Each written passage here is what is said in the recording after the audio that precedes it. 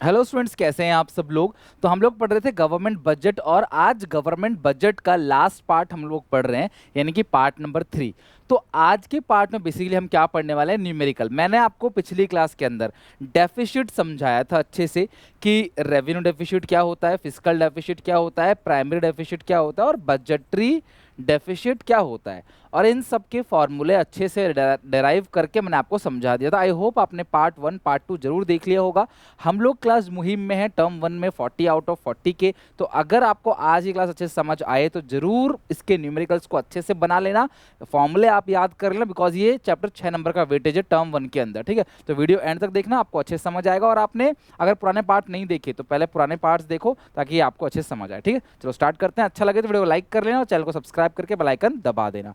पहला question, find out fiscal deficit और primary deficit. सुनो मेरी बात, फिस्कल डेफिसिट जो है मैंने कहा था वही क्या होता है, बोरोइंग्स। तो इसमें आपको बोरोइंग साफ साफ दिया गया है, कितना 45,000। तो जो फिस्कल डेफिसिट है वो तो आ गया हमारा 45,000, इसमें आपको कोई समस्या नहीं होगी। ठीक है, ऐसे क्वेश्चन दे देगा, ऑप्शन दे देगा फिस्कल डेफिसिट कितना है तो आपको टिक करना पड़ेगा। और आपको पूछा गया प्राइमरी डेफिसिट। दूसरा फॉर्मूला सबसे आसान फॉर्मूला है, primary deficit is equal to, आप फिस्कल डेफिसिट में से इंटरेस्ट माइनस कर दोगे तो आपके पास आ जाएगा प्राइमरी डेफिसिट। तो फिस्कल डेफिसिट तो तुमको पता है 45,000, उसमें से इंटरेस्ट पेमेंट घटा दोगे तो आ जाएगा प्राइमरी डेफिसिट। तो इंटरेस्ट जो है वो 25% रेवेन्यू डेफिसिट का है। तो interest is 25% of revenue deficit. तो रेवेन्यू डेफिसिट का मतलब क्या है, revenue expenditure minus revenue receipt. तो 1 लाख में से 80,000 गया तो कितना आ गया, 20,000। मैं बहुत ज़्यादा डीपली प्रेजेंटेशन पे बात भी नहीं करूंगा क्योंकि आपको अल्टीमेटली एग्जामिनेशन में टिक मारना है, सिलेक्ट करना है सही ऑप्शन को। तो ज़्यादा डीपली हम बात नहीं करेंगे, नॉर्मली हम लोग क्वेश्चन करेंगे। तो ये आ गया आपका 45,000 माइनस 20,000 का 25% यानी कि 1/4, तो ये आएगा 5,000। तो हमारा सही आंसर जो है वो आएगा 40,000। तो यानी कि फिस्कल डेफिसिट, मैंने आपको पार्ट 2 के अंदर सारे के सारे फॉर्मूले अच्छे समझा दिए थे। पार्ट 3 के अंदर मैंने कहा था आज आखिरी पार्ट होगा, आज हम सारे न्यूमेरिकल करेंगे, इसके जितने ही बन सकते हैं इम्प्लीकेशंस देखेंगे और जो भी इस चैप्टर में बचा हुआ है सब आज खत्म कर देंगे। आज के 20 मिनट्स के अंदर आपका चैप्टर खत्म। तो मैंने आपका मनी बैंकिंग करा दिया, मैंने आपका गवर्नमेंट बजट करा दिया, इसके बाद मैं कराऊंगा फॉरेन एक्सचेंज और बैलेंस ऑफ पेमेंट। देन ये पूरे के पूरे 4 के 4 यूनिट का आपका टेस्ट होने वाला है। तो रेडी रहना टेस्ट के लिए। 18 नंबर का टेस्ट होगा जहां पे क्लास आप बताओगे आपका स्कोर कितना है। ठीक है, चलो ये क्वेश्चन आपका क्लियर होगा। आई होप ये क्वेश्चन आपको अच्छे समझ आया होगा। अब आते हैं नेक्स्ट क्वेश्चन पे। आपको निकालना क्या है, रेवेन्यू डेफिसिट, फिस्कल डेफिसिट और प्राइमरी डेफिसिट। तो मैं एक एक करके क्लास सॉल्व कर रहा हूं यहाँ पे, बिकॉज बहुत आसान आसान सवाल है, ज़्यादा टाइम लगेगा नहीं। रेवेन्यू डेफिसिट का जो फॉर्मूला है वो है RE minus RR, revenue expenditure minus revenue receipt. तो रेवेन्यू एक्सपेंडिचर आपको दिया हुआ है 100 माइनस रेवेन्यू रिसीट्स आपको दिया गया है क्लास 80। तो पहला आंसर आ गया 20। सारा करोड़ में है तो ऑब्वियसली 20 करोड़ ऑप्शन पे आप टिक कर दोगे, पहली चीज। दूसरी चीज आपको क्या पूछा है, फिस्कल, और फिस्कल डेफिसिट किसके बराबर है, बोरोइंग्स। लेकिन अगर आप क्वेश्चन को देखो अच्छे से तो क्वेश्चन में कहीं भी तुमको बोरोइंग्स गिवन नहीं है। अगर तुमको क्वेश्चन में कहीं भी बोरोइंग गिवन नहीं दे रखा है, बोरोइंग नहीं दे रखा है, तो तुम क्या करोगे, फॉर्मूला लगाओगे, total expenditure minus revenue receipt minus capital receipt, लेकिन एक्सक्लूडिंग बोरोइंग्स। ठीक है, क्या एक्सक्लूड करोगे, बोरोइंग्स को आप एक्सक्लूड करोगे। ठीक है, तो टोटल एक्सपेंडिचर मतलब रेवेन्यू प्लस कैपिटल। तो रेवेन्यू एक्सपेंडिचर कितना है क्लास, 100, और कैपिटल एक्सपेंडिचर 110। रेवेन्यू एक्सपेंडिचर 100 है और capital expenditure 110 minus revenue receipt. तो रेवेन्यू रिसीट आपको दे रखा है 80 और minus capital receipt excluding borrowing वो दे रखा है 95। तो ये आएगा 210। 210 में से 175 घटाओगे तो कितना आएगा, 35। ठीक है, तो आपका 35 आ गया आपका यहाँ पे क्या, फिस्कल डेफिसिट, यानी कि बोरोइंग्स आपका 35 आ गया है। तीसरी चीज क्या निकालनी है, प्राइमरी डेफिसिट। तो प्राइमरी डेफिसिट मतलब फिस्कल डेफिसिट में से इंटरेस्ट पेमेंट घटा दोगे। तो 35 में से 10 गया तो कितना आ गया आंसर, 25।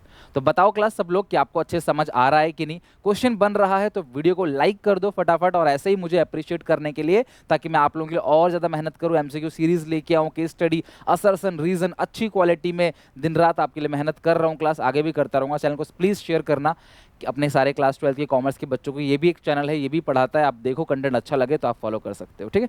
चलो आगे देखते हैं। नेक्स्ट, ये रहा क्वेश्चन नंबर थर्ड। हर एक टाइप का क्वेश्चन मैंने कवर किया है, हर एक चीज इंपॉर्टेंट है, तो हमें सब कुछ कवर करना है। थर्ड क्वेश्चन में रेवेन्यू डेफिसिट निकालना है, तो रेवेन्यू डेफिसिट मतलब R E minus R R. तो रेवेन्यू एक्सपेंडिचर तो 80 दिया हुआ है, लेकिन रेवेन्यू रिसीट नहीं दिया गया है। तो बेटा रेवेन्यू रिसीट किसके बराबर होगा? Tax plus non tax. ध्यान रखना, टैक्स दिया हुआ है और नॉन टैक्स दिया हुआ है, इन दोनों को जोड़ेंगे तो रेवेन्यू आ जाएगा। देखो आप यहाँ पे टैक्स कितना दिया गया है? 47, और नॉन टैक्स दिया है 10। तो टैक्स रिसीट भी दिया हुआ है, नॉन टैक्स रिसीट, तो टैक्स प्लस नॉन टैक्स को ऐड करोगे तो रेवेन्यू रिसीट आ जाएगा। आप सबको पता है कि रेवेन्यू रिसीट के दो पार्ट है, टैक्स रिसीट और नॉन टैक्स रिसीट। तो टैक्स और नॉन टैक्स दोनों को जोड़ दिया तो रेवेन्यू रिसीट हो गया। ये हो गया रेवेन्यू एक्सपेंडिचर। तो 80 में से अगर आप घटा दो 57, तो 80 में से अगर 57 चला गया तो कितना बचेगा? बताओ क्लास? 23। 57 प्लस 3 60, 17 80, तो ये रेवेन्यू डेफिसिट आएगा 23। Okay, R E minus R R. दूसरा है फिस्कल, तो आपको बोरोइंग दे रखा है, कितना है क्लास बोरोइंग? 32। तीसरा है प्राइमरी, तो प्राइमरी डेफिसिट जो है वो फिस्कल में से क्या घटा दोगे? इंटरेस्ट पेमेंट 20, तो आ गया 12। कोई मुश्किल काम है ये बता दो, आपको एग्जामिनेशन में फॉर्मूला ही पूछ सकता है, एक छोटा मोटा न्यूमेरिकल ही पूछ सकता है। अच्छा 1 मार्क के और कैसे न्यूमेरिकल मतलब आएंगे यहाँ पे एमसीक्यू बेस पे, मैं आपको दिखाता हूँ। ये क्वेश्चन तो हो गया आप लोगों का अच्छे से। ये रहा question 4। If the budgetary deficit is 25,000, देखो मैंने आपसे कहा था कि कभी भी तुमको बजटरी डेफिसिट दिया गया हो और तुम्हें फिस्कल डेफिसिट निकालना हो तो आप फॉर्मूला लगाओगे budgetary deficit plus borrowings and other liabilities. Borrowings and other liability, अगर तुम्हें कभी भी फिस्कल डेफिसिट निकालना हो, तुम्हें बजटरी डेफिसिट दिया है तो तुम उसमें बोरोइंग एंड अदर लाइबिलिटीज को ऐड कर दोगे तो तुम्हारा फिस्कल आ जाएगा। मेजर बच्चे क्या करते हैं मिस्टेक, कि वो इसी 7,000 को ले लेते हैं क्या फिस्कल डेफिसिट, नहीं तब लोगे जब आप नहीं हो रास्ता हो। बट अगर आपको बजट डेफिसिट दे रखा है तो आप प्लीज़ यहाँ पे अगर आप ऑप्शन में 7 पे टिक करोगे तो 0 नंबर मिलेंगे, गलत हो जाएगा। तो ये क्वेश्चन नंबर 4 का आंसर। ओके, नहीं समझ आया तो प्लीज़ कमेंट कर देना। और एक काम आप सबको आज जरूर करना है, सबको। देखो जो बच्चा पढ़ना चाहता है, सीखना चाहता है और जिसे मेरी ट्रिक अच्छी लगती है वो जरूर करे। क्या? पिछली क्लास के अंदर मैंने आपको ऑब्जेक्टिव ऑफ बजट सिखाया था अच्छे से ना, एक बार फटाफट कमेंट में दोबारा लिख लो, क्योंकि आप सबको पता है कि आपने पहले भी वीडियो में लिखा था। जितना ज़्यादा लिखोगे ना आप याद रखते चले जाओगे। ये याद रखने का तरीका है, आप मोबाइल फ़ोन देख रहे हो, बस कमेंट में जाओ और बजट के 4 ऑब्जेक्टिव को फटाफट लिख के दिखाओ। इन चारों में से कोई भी चीज़ आपको पूछा जा सकता है, ठीक है। और एक चीज़ और लिखनी है आप कॉमेंट, बताए क्या? डायरेक्ट और इनडायरेक्ट टैक्स में, डायरेक्ट और इनडायरेक्ट टैक्स के बारे में क्या जानते हो, तो आप क्या करोगे कॉमेंट में लिखो डायरेक्ट टैक्स ये प्रोग्रेसिव है, शिफ्टेबल है, या फिर जो भी है एग्जाम्पल्स, और इनडायरेक्ट टैक्स फिर एग्जाम्पल। जितना ज़्यादा तुम कॉमेंट में रिवीजन करोगे ना क्लास, क्योंकि जितना ज़्यादा तुम्हें रिवीजन करने में समय लगता है दिमाग उतने ही लंबे समय तक उसे होल्ड रखता है, ठीक है। तो जो चीज़ें लंबे समय तक चलती हैं वो लंबे समय तक याद भी रहती हैं। तो कमेंट करके लिख के दिखाओ। और एक आखिरी चीज़ और, सारे फॉर्मूले, रेवेन्यू डेफिसिट के फॉर्मूले भी, फिस्कल के प्राइमरी, इसको तो जरूर लिखना, ऑब्जेक्टिव भले मत लिखना बट तीनों के फॉर्मूले लिख लो, क्योंकि आपको फॉर्मूले आज यूज़ किया, आपने एक बार लिख भी लिया, याद हो गया, टिक मार्क में आएगा, आप कर लोगे, न्यूमेरिकल आएगा वो भी कर लोगे आप। Question 5, find borrowings if interest payment is 15,000। देखो इंटरेस्ट पेमेंट कितना है बेटा? Interest payment is 15,000 crore, which is, ये 25% है किसका?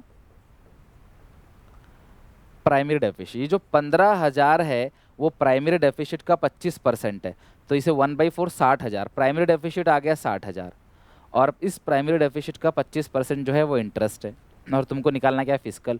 तो प्राइमरी डेफिसिट का फॉर्मूला क्या होता है?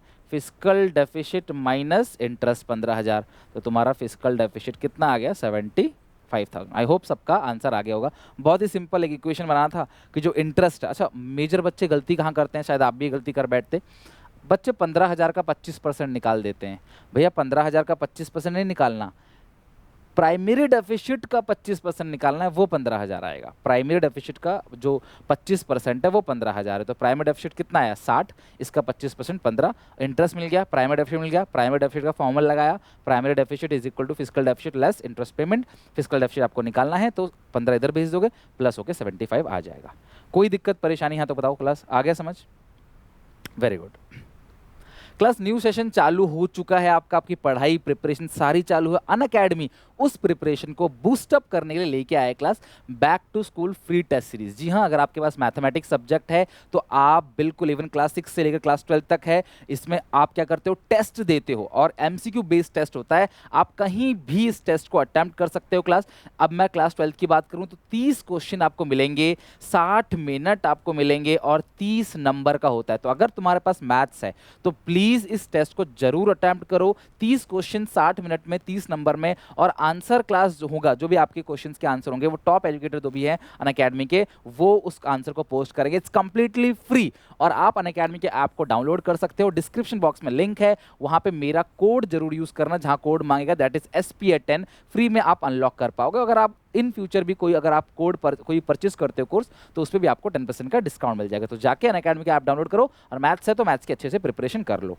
इस क्वेश्चन पे आते हैं अब। रेवेन्यू डेफिसिट दे रखा है 20,000, बोरोइंग्स को ही हम लोग क्या कहते हैं, fiscal deficit 15,000। If expenditure on interest payment 50% है किसका, रेवेन्यू डेफिसिट, तो 20,000 का 50% कितना आ जाएगा, 10,000। फाइंड आउट फिस्कल और प्राइमरी। फिस्कल तो पता ही है, तो प्राइमरी का फॉर्मूला कौन सी बड़ी बात है यार, primary deficit is equal to fiscal deficit less interest payment. तो फिस्कल डेफिसिट आ गया 15,000, इंटरेस्ट पेमेंट जो है वो आ गया 10,000। तो 15 में से 10 गया तो आपका आ गया आंसर 5,000। तो ये आ गया आपका प्राइमरी। आई होप कि आपको ये क्वेश्चन अच्छे समझ आया होगा, हालांकि कुछ भी खास नहीं था, बहुत ही सिंपल सा क्वेश्चन था ये। तो बेटा कमेंट में फटाफट budget deficit, fiscal deficit, primary deficit और रेवेन्यू डेफिसिट का फॉर्मूला लिख लो। एक एक बच्चा अगर वाकई चाहते हो कभी तुम्हारा ना भूले तो प्लीज उसे कमेंट लिख दो, और बहुत दिक्कत हो रही है कमेंट लिखने तो कॉपी पे लिख दो, नोट डाउन। बस मेरी बात मानते जाओ बेटा, 40 आउट ऑफ 40 की तैयारी करा रहा हूँ मैं पूरी तरीके से, क्लास अंदर से एक्साइटेड हूँ आपको 40 में 40 देने के लिए, और ये चीज़ आपको लास्ट तक पता चल जाएगा। तो ये चैनल आप लोगों का है, बस आप सपोर्ट दिखाओ, प्यार दिखाओ, सब्सक्राइब करो इसको और बेल आइकन दबाओ ताकि मेरी कोई भी इंफॉर्मेशन आपके पास पहुंचे समय से पहले। ओके चलो, ज़्यादा घबराना नहीं है इस टॉपिक पे, बस आपको आइडिया दूंगा, ज़्यादा कुछ है नहीं इस टॉपिक में भी, कि रेवेन्यू डेफिसिट का इम्प्लीकेशन क्या है। देखो सबसे पहली बात आपको फॉर्मूला पता होना चाहिए। रेवेन्यू डेफिसिट का फॉर्मूला होता है RE माइनस RR। ये जो भी रेवेन्यू रिसीट है और जो भी रेवेन्यू एक्सपेंडिचर है, ये largely related to recurring expenditure of the government. सरकार के जो रेकरिंग एक्सपेंडिचर है, रोजमर्रा के होने वाली कमाई और रोजमर्रा के जो होने वाले खर्चे हैं, उसके रिगार्डिंग होता है रेवेन्यू रिसीट्स, ठीक है, या रेवेन्यू एक्सपेंडिचर। तो हाई रेवेन्यू डेफिसिट अगर है, हाई रेवेन्यू डेफिसिट अगर है, तो ये सरकार को एक वार्निंग सिग्नल देता है। Since revenue receipt and revenue expenditure are related to largely to recurring expenditure, बार बार होने वाले खर्चे, as on administration, law and order, maintenance, भाई देश बन रहा है, सरकार को खर्चे तो करने ही पड़ेंगे। High revenue deficit gives a warning signal. अगर रेवेन्यू डेफिसिट ज़्यादा है तो ये सरकार को एक वार्निंग सिग्नल देता है। क्या बेटा, रेवेन्यू डेफिसिट का फॉर्मूला क्या है मुझे बताओ, RE माइनस RR। तो अगर ये ज़्यादा है तो सरकार कहती है बेटा या तो अपने खर्चे कम करो या अपने रिसीट्स को बढ़ाओ। सरकार कहती है अपने खर्चे कम करो, अब सरकार को मतलब वार्निंग सिग्नल मिलता है कि अपने खर्चे कम करो या कमाई बढ़ाओ। तो सरकार खर्चे कम नहीं कर सकती, जहां पुलिस वाले तैनात हैं वहां कम पुलिस वाले तैनात रखेंगे, फौजियों को कम रखेंगे तो बॉर्डर पर अटैक हो जाएगा, है कि नहीं, हमारी कंट्री पे कब्जा हो जाएगा। इतना सारा क्राइम होता है डेली भी, सड़क बन रहा है, बिजली पानी सब्सिडीज राशन दिया जा रहा है, भैया खर्चे तो कम नहीं कर सकते, देश बन रहा है, सरकार गिर जाएगी खर्चे कम किए तो। और रिसीट्स को बढ़ाओ फिर अपनी, तो सर रेवेन्यू रिसीट के अंदर आता है टैक्स और non tax.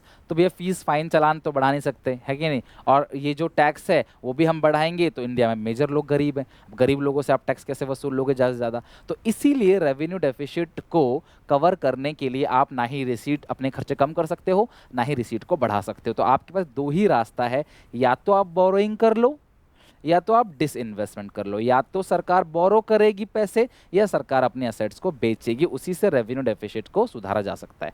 It gives a warning signal to the government either to cut its expenditure, ठीक है, तो हमने खर्चे कम करो, और इंक्रीजेस टैक्स और नॉन टैक्स रिसीट, अपने रिसीट बढ़ाओ। In less developed country like India it is difficult to force the poor people to pay high tax. आप भैया इंडिया जैसे कंट्री में आप टैक्स के लिए फोर्स नहीं कर सकते, लोग गरीब हैं।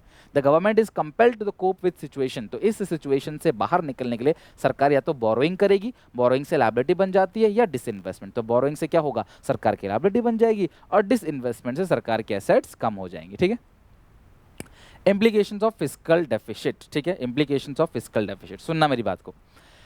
फिस्कल डेफिसिट का मतलब क्या होता है बेटा? फिस्कल डेफिसिट का मतलब है बोरोइंग। तो अगर सरकार उधार लेगी तो देश में महंगाई बढ़ सकती है, यानी कि अगर सरकार ने ज़्यादा पैसा उधार लिया तो वो पैसा खर्च कहाँ होगा? देश के अंदर ही खर्च होगा, और देश के अंदर पैसा खर्च हुआ तो देश के लोगों की इनकम बनेगी, और देश के लोगों की जब इनकम बनेगी तो लोग ज़्यादा डिमांड करेंगे, महंगाई और बढ़ेगी। तो क्लास उस सिचुएशन में अगर हमने उधार लिया तो इसका इम्प्लीकेशन क्या होगा? आपकी नॉलेज के लिए एमसीक्यू कहीं से भी पूछा जा सकता है। तो इट लीड्स टू इन्फ्लेशन, महंगाई बढ़ेगी। इंक्रीज इन फॉरेन डिपेंडेंस, कहीं ना कहीं हम दूसरे देश पे डिपेंड होते चले जाएंगे। जिससे आप उधार ले रहे हो ना बेटा, तो कहीं ना कहीं आप उस पर डिपेंड होते चले जा रहे हो कि भैया आपने उससे उधार लिया तो आप उस पर निर्भर हो गए, उसकी उनकी पॉलिसी को मानना पड़ेगा, उनके प्रपोजल को एक्सेप्ट करना पड़ेगा। आप भी अगर किसी दोस्त से उधार लेते हो तो आपसे अपनी बातें मनवाता है ना, तो वैसा ही है। It accumulate financial burden for future generation, तो जो फ्यूचर की जनरेशन है, हमारे 5 साल बाद सरकार जाएगी, जो आने वाली सरकार होगी, उनके लिए सर पे सबसे बड़ा बोझ है भैया कि पुराना लोन लौटाना है, ब्याज के साथ लौटाना है इंटरनेशनल लोन्स को। अगला क्या? Increase in fiscal deficit implies increase in borrowing. सुनो मेरी बात, लास्ट है डेट ट्रैप। तो पहला इन्फ्लेशन, दूसरा फॉरेन डिपेंडेंस, तीसरा फ्यूचर जनरेशन के लिए जो है बर्डन इकट्ठा हो जाएगा, चौथा है डेट ट्रैप।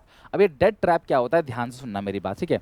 अगर फिस्कल डेफिसिट ज़्यादा है इसका मतलब बोरोइंग ज़्यादा है, और अगर बोरोइंग ज़्यादा है तो इंटरेस्ट ज़्यादा है। और इंटरेस्ट कैसा खर्चा होता है? इंटरेस्ट होता है revenue expenditure. Example, revenue deficit का फॉर्मूला क्या है? R E minus R R. ये 5 है, ये 4 है, तो आंसर 1 आएगा। लेकिन इंटरेस्ट ज़्यादा होने से ये 5 की जगह 6 हो जाएगा, तो ये क्या आ जाएगा? 2। यानी कि अगर फिस्कल डेफिसिट बढ़ेगा तो बोरोइंग बढ़ेगा, बोरोइंग बढ़ेगा तो इंटरेस्ट बढ़ेगा, इंटरेस्ट बढ़ेगा तो रेवेन्यू डेफिसिट भी बढ़ेगा। मेरे कहने का मतलब ये है क्लास कि अगर फिस्कल डेफिसिट ज़्यादा है तो रेवेन्यू डेफिसिट भी ज़्यादा होगा। It is a debt trap, कर्जों का जाल हो गया एक तरीके से, जाल में आप फंसते चले जाते हो, देश जो है वो जाल में फंसता चला जाता है।